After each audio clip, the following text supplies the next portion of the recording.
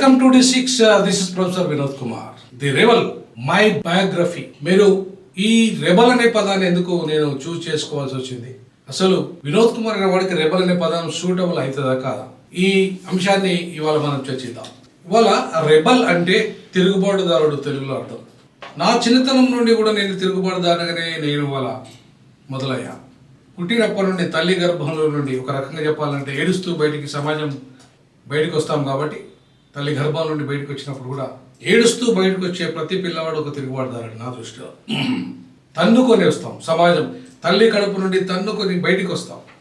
అమ్మ పడే ఆవేదన, అమ్మ పడే నొప్పులు, అమ్మ పడే బాధ ఇవాళ ఈ సమాజం కూడా ఎదుర్కొంటున్నది. ఈ సమాజం, ఈ భూమాత, ఈ భారత మాత కావచ్చు, లేదంటే ప్రపంచం మొత్తం, ముఖ్యంగా నా దృష్టిలో గ్లోబల్ సౌత్. గ్లోబల్ సౌత్ అంటే ఏంటిది?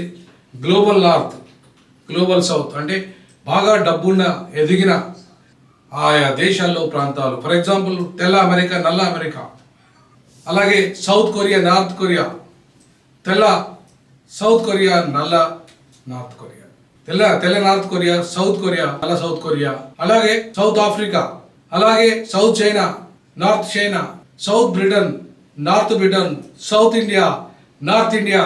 ఇలా ప్రపంచ పటంలో రెండు ప్రపంచాలు, ఒకటి తెల్ల డబ్బున్న వాళ్ళు, నల్లని వాళ్ళు, పేదవాళ్ళు ఎదుగుతున్న ప్రపంచంగా. ఎదిగిన ప్రపంచం ఒకటి, ఎదుగుతున్న ప్రపంచం ఒకటి.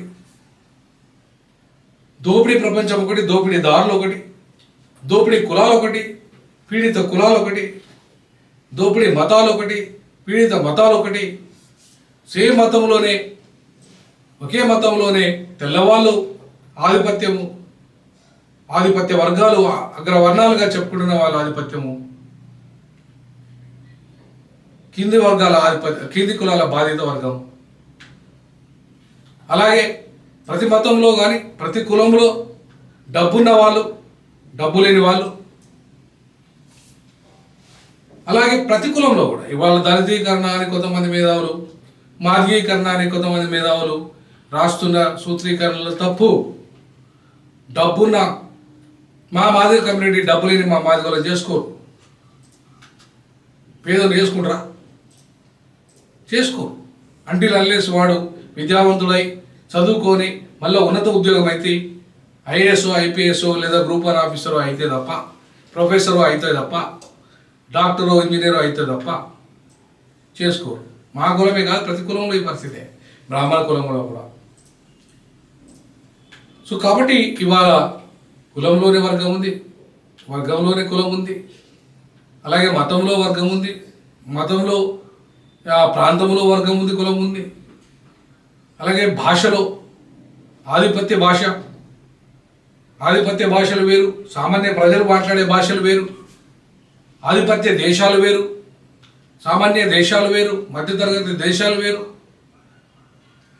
అలాగే జాతులు, ఆధిపత్య జాతులు వేరు, సామాన్య జాతులు వేరు, తెగలు, ఆధిపత్య తెగలు వేరు, సామాన్య తెగలు వేరు. ఇలా ప్రపంచమంతా కూడా ఆధిపత్యం, పీడితులు, ఆధిపత్య వర్గాలు, పీడిత వర్గాలు. మతం ఏదైనా కావచ్చు, కులం ఏదైనా కావచ్చు, ప్రాంతం ఏదైనా కావచ్చు, భాష ఏదైనా కావచ్చు, ప్రపంచమంతా పీడితులు, పీడించబడుతున్న వారు. ఈ విధంగా రెండు వర్గాలుగా ప్రపంచం విడిపోయింది, రెండు ధృవాలుగా ప్రపంచం విడిపోయింది, రెండు సంపన్న పేద వర్గాలుగా ప్రపంచం విడిపోయింది. నార్త్ తెల్ల వాళ్ళ వర్గము, నల్ల వాళ్ళ వర్గంగా ప్రపంచం విడిపోయింది. ఇలా ప్రపంచమంతా కూడా అనేక సమస్యలతో, ప్రపంచ మాత కావచ్చు, భారత మాత కావచ్చు, తల్లి కావచ్చు, మన కర్పంలో తల్లి ఎట్లయితే బాధపడుతుందో, బాధపడి పిల్లవాడిని కన్నదో, అలాగే ఈ భూప్రపంచం కూడా ఈ మానవాళ్ళని తను బాధపడుతూ, తను పర్యావరణ బాధను అనుభవిస్తూ, తను ఆహార బాధను అనుభవిస్తూ, తను అనేక రకాల వాతావరణం మనుషుల వల్ల ఏ మనుషులైతే ఇవాళ ఈ భారతమాత భరిస్తున్నదో ఆ మనుషులే ఆ భారతమాత యొక్క తల్లిని ఎట్లయితే ఇబ్బంది పెడుతూ బయటకు వచ్చి మళ్ళీ తిరిగి తల్లిదండ్రులను పట్టించుకొని సమాజం ముందు, అట్లాగే ఈ దేశాన్ని, ఈ ప్రజలను, ఈ భూమాతను, ఈ ప్రకృతిని, ఈ నీటిని దేన్ని కూడా పట్టించుకొని ఎక్స్ప్లాయిట్ చేస్తూ ఈ సమాజాన్ని వక్ర మార్గంలో నడిపిస్తూ, దోపిడీ మార్గంలో నడిపిస్తూ, అలాగే ఈ భూమిని ఈ భూమిని నీటిని అమ్ముకుంటూ సహజంగా వచ్చే నీరును, సహజంగా వచ్చే గాలిని, సహజంగా ప్రజలందరికీ చెందాల్సిన సంపదను, వనరులను కొంతమంది మాత్రమే దోపిడీ చేస్తూ, కొంతమందికే పరిమితం చేస్తూ, కొన్ని దోపిడీ వర్గాలు, దోపిడీ కులాలు, దోపిడీ మతాలు, దోపిడీ ప్రాంతాలు, ఈ విధంగా ప్రపంచమంతా కూడా దోపిడీమయమైపోయిన వర్గాలు, దోపిడీ చేస్తున్న వాళ్ళు, దోపిడీకి బాధితులు, ఇలా 2 వర్గాలుగా విడిపోయిన ఈ ప్రపంచాన్ని ఖచ్చితంగా ప్రశ్నించే గొంతుకలంతా రెబల్సే. పీడిత ప్రజల పక్షాన కొట్లాడే ప్రతివాడు ఒక రెబలే. దోపిడీకి గురవుతున్న వర్గం గురించి మాట్లాడే ప్రతివాడు ఒక రెబల్. ఆ రెబల్లో నేను ఒకరిని. సో ఈ రెబల్ అంటే ఆయుధం పడితేనే రెబల్ కాదు. ప్రశ్నించడం ఒక రెబల్ నేచర్. ఎక్కడైతే అణచివేత ఉంటుందో, ఎక్కడైతే అన్యాయం జరుగుతుందో, ఎక్కడైతే పీడిత వర్గాలు బాధించబడతాయో, ఎక్కడైతే ఈ భారత రాజ్యాంగము అన్యాయానికి గురవుతుందో, ఈ భారత రాజ్యాంగం బోధించిన స్వేచ్ఛ అన్యాయానికి గురవుతుందో, సమానత్వం రాదో, సమానత్వం లేదో, సామాజిక ఆర్థిక రాజకీయ న్యాయం జరగదో, ఎక్కడైతే వాళ్ళ ప్రజలంతా కూడా అణచివేతకు, అన్యాయానికి, దుర్మార్గాలకు గురవుతారో, ఆ ప్రజల పక్షాన నిలబడి కొట్లాడి బలిగీసి కొట్లాడేవాడే రెబల్, తిరుగుబాటుదారుడు. సో నేను మొదటి నుండి రెబల్గా ఉన్నాను. ఎందుకంటే అన్టచబుల్స్ నుండి వచ్చిన వాడిగా, అంటరాని కులాల నుండి, మాదిగ కులం నుండి వచ్చిన వాడిగా, ఆ కులంలో ఇవాళ పేదరికాన్ని అనుభవించి ఇంటింటికి అడక్క తిని బతికిన వాడిగా, ఆ కులంలో కూడా అంటరాని వారిగా ఉన్నవారిగా, untouchable among the untouchables. Madiga untouchables అంటే మళ్ళీ అందులో పేద మాదిగగా, ఇంకా అమాంగ్ ది అన్టచబుల్స్గా ఇవాళ ఆ కుటుంబాల నుండి, ఆ కుటుంబం నుండి, పేద మాదిగ కుటుంబం నుండి గజం జాగ లేకుండా, ఇల్లడుగు జాగ లేకుండా, గజం భూమి లేకుండా, తినడానికి తిండి లేకుండా అడుక్క తిని బతికిన వాడిని, ఎదిగిన వాడిని. మా నాయన చదువుకోలేదు, మా అవ్వ చదువుకోలేదు. మొదటి తరం వ్యక్తిని, చదువుకున్న వ్యక్తిని. మొదటి తరంలో చదువుకొని ఇలా ప్రపంచంలో ఉన్న అత్యున్నతమైన విశ్వవిద్యాలయాల్లో బోధించేవాడిగా ఎదిగిన వాడిని. అది London school of economics, Ambedkar గారు చదువుకున్న ఎకనామిక్స్ కావచ్చు, అది కొలంబియా కావచ్చు, అది ఇతర ఆక్స్ఫర్డ్ కావచ్చు, హార్వర్డ్ కావచ్చు, అనేక విశ్వవిద్యాలయాలకు వెళ్ళి పరిశోధన పత్రాలు సమర్పించిన వాడిని. ప్రపంచ సదస్సులు, అది ఆఫ్రికా కావచ్చు, అది అమెరికా కావచ్చు, అది యూరోప్ కావచ్చు, అది అనేక దేశాలు తిరిగిన వాడిని. ఇలా చదువు, విజ్ఞానం, చదువు ఒక్కటే మనిషిని వాళ్ళ ఈ స్థాయికి ఎదిగిస్తుంది అనడానికి నేను ఒక ఉదాహరణగా మిగిలిన వాడిని. ఆ చదువు అనే విజ్ఞానంతో తిరుగుబాటుదారునిగా ఎదిగిన వాడిని. ఇవాళ చదువు లేకుండా కూడా తిరుగుబాటుదారులు ఉన్నారు. ఎక్కడైతే అణచివేయిందో చదువుకోని వాడు కూడా తిరుగుబాటుదారుడే ఉంటాడు. చదువుకున్న వాడే తిరుగుబాటుదారుడుగా, చైతన్యం ఉన్న ప్రతివాడు తిరుగుబాటుదారుడే నా దృష్టిలో. ది రెబల్ చైతన్యాన్ని రగిలించడానికి ఒక కుగ్రామంలో పుట్టి, దళిత స్ట్రీట్లో పుట్టి, దర్బన్ సిటీ వరకు మొట్టమొదటిసారిగా నేను ఎక్కడమే అంతర్జాతీయ స్థాయి విమానం ఎక్కాను. ఒక న్యాయశాస్త్ర విద్యార్థిగా, పరిశోధక విద్యార్థిగా మొట్టమొదటిసారిగా ప్రపంచ సదస్సులు 2001 దక్షిణాఫ్రికా దేశంలోని దర్బన్లో అక్కడి వెళ్ళి పరిశోధన పత్రాన్ని సమర్పించడం జరిగింది. అక్కడ ప్రపంచ సదస్సులో పాల్గొనడం, అత్యంత పేదరికం నుండి కదిలి వచ్చిన నేను అత్యున్నతమైన ప్రపంచ సదస్సుకు ఈ భారతదేశ ప్రతినిధిగా వెళ్ళడానికి ఒక విద్యార్థిగా ఎవాహేమిల మధ్య ప్రొఫెసర్ కంచె ఆయలయ్య, ప్రొఫెసర్ చలం, కత్తి పద్మారావు ఇట్లాంటి ఎవరైతే ఉద్దండులు ఉన్నారో వాళ్ళతో సమానంగా ఇవాళ భారతదేశ ప్రతినిధిగా వెళ్ళి వర్ణ వీక్షిత కంటే కుల వీక్షిత దుర్మార్గమైంది, ఘోరమైంది.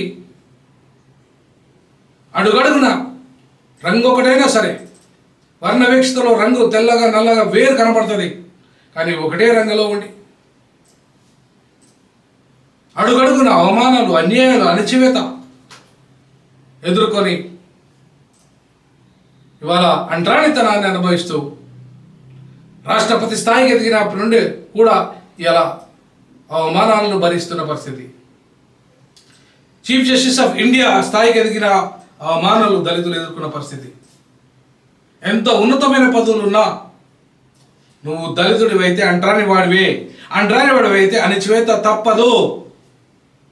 నువ్వు ఎంత ధనవంతుడివైనా, ఎంత కోటీశ్వరుడైనా, లక్షల కోట్ల రూపాయలున్నా, లేదంటే ఈ దేశ ప్రధానమంత్రి అయినా, ఈ దేశం యొక్క రాష్ట్రపతి అయినా, ఈ దేశ అత్యున్నత పదవి చీఫ్ జస్టిస్ ఆఫ్ ఇండియా అయినా, నీవు దళితునివైతే, నువ్వు ప్రపంచ మేధావి అయినా సరే, నువ్వు దళితునివైతే,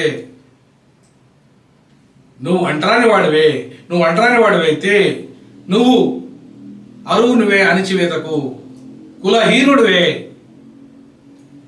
సో కాబట్టి ఇట్లాంటి దుర్మార్గమైన భారత వ్యవస్థలో తిరుగుబాటు అనేది సహజంగా దళితుల నుండి వస్తుంది. ఆ తిరుగుబాటు నా నరనరాన ఉంది కాబట్టి, నా సమాజం నరనరాలో ఉంది కాబట్టి నేను ఈ కళాన్ని, అంబేద్కర్ ఇచ్చిన విజ్ఞానాన్ని, చదువును ఆయుధంగా చేసుకొని ఇవాళ ప్రపంచమంతా అంబేద్కర్ ఆలోచన విధానాన్ని పంచి వచ్చిన వాడిగా, ముఖ్యమైన దేశాలు తిరిగిన వాడిగా, ఇవాళ దళిత క్రైస్తవుల పక్షాన ఇంకా దుర్మార్గంగా ఎదుర్కొంటున్న వివక్షత, మత వివక్షత, కుల వివక్షత అడ్రస్ చేయవలసిన బాధ్యత నా మీద ఉంది. ఇంకా అనేక రకాల అంశాలని ఈ గత 30 ఏళ్లలో నేను ప్రశ్నించాను. ఉద్యోగిగా, అలాగే ఉద్యమకారుడిగా, అలాగే రచయితగా, అలాగే ఉపాధ్యాయునిగా, అలాగే జర్నలిస్టుగా, ఇట్లా అనేక పాత్రలలో ఇవాళ నేను ఒదిగి ఈ సమాజంలో జరుగుతున్న అన్యాయాలకు వ్యతిరేకంగా, అణచివేతకు వ్యతిరేకంగా, అవమానాలకు వ్యతిరేకంగా తిరుగుబాటు చేశాను. కాబట్టి నా జీవిత చరిత్రకు ది రెబల్ అని నామకరణం చేయడం జరిగింది. ది రెబల్ నా జీవితమే కాదు, నా దళిత ప్రజల యొక్క జీవితం ప్రతిబింబంగా ఉంటుంది. ఎపిసోడ్ల